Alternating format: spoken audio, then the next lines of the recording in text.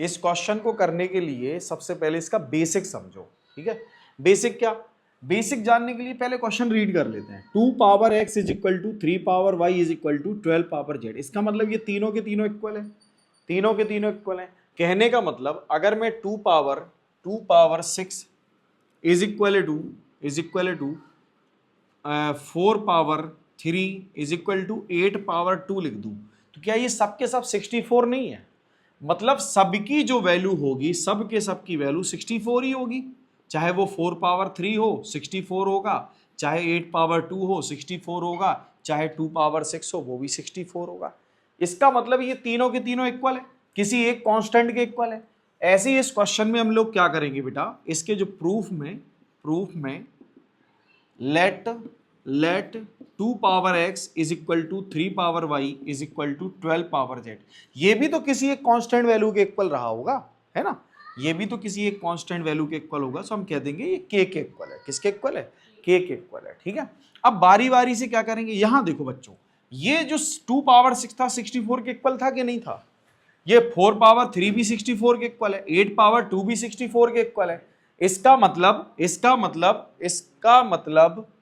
2 power x is equal to k होगा। ऐसे ही 3 power y is equal to भी k होगा, और साथ ही साथ 12 पावर z भी k के ही इक्वल होगा। क्यों है? तो ये चारों इक्वल है ना, चारों के चारों इक्वल। तो क्या मैं इसको बारी बारी इसके इक्वल नहीं कर सकता? तीनों को कर दिया। अब ये जो पावर होगी, सपोज करो 2 power 2 is equal to x लिखाओ, तो क्या इसको ऐसे लिखा जा सकता है?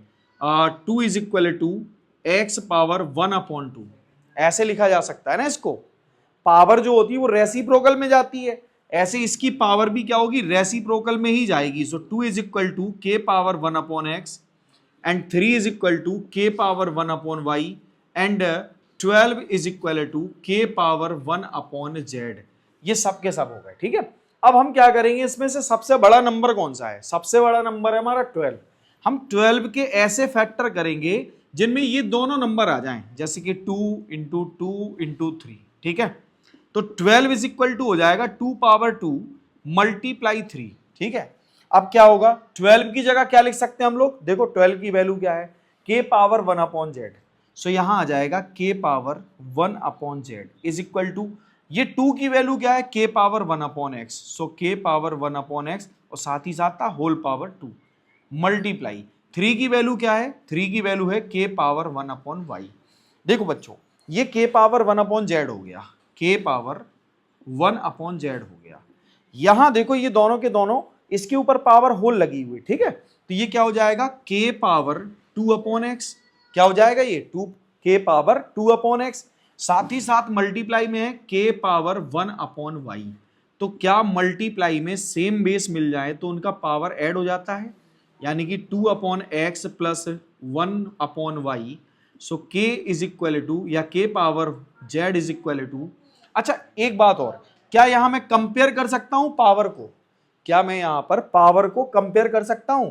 तो ये जो पावर है, यानी कि इसकी 1/z is equal to 2/x plus 1/y, ये हेंस प्रूव हो गया बच्चों, यानी कि प्रूव हो गया, ठीक है। समझ में आया? अच्छा ये बात समझ में आई है कि कंपैरिजन कैसे होता है? जैसे 2 power 3 is equal to 2 power 3 ही होगा, बेस सेम है तो पावर भी सेम होती है। ऐसी बेस सेम है तो पावर भी क्या हो जाएगी? सेम हो जाएगी। तो ये क्वेश्चन समझ में आ गया होगा, ठीक है। नोट कर लो इसको।